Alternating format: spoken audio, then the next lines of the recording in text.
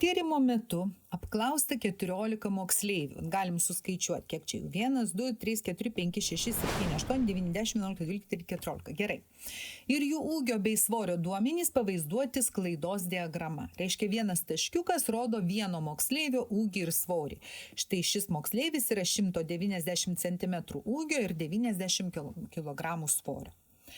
Klausė, kiek tyrime dalyvavo moksleivių, kurių ūgis nedidesnis negu 170, o svoris mažesnis negu 60 kg.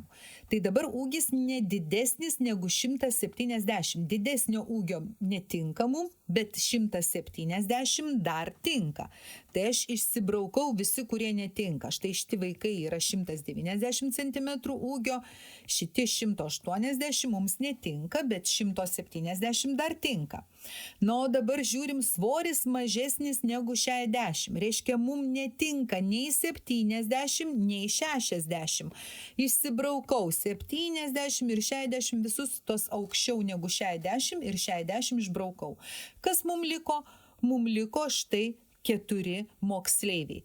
Taigi, tyrime dalyvavo 4 moksleiviai, kurių ūgis nedidesnis negu 170 cm, o svoris mažesnis nei 60 kg.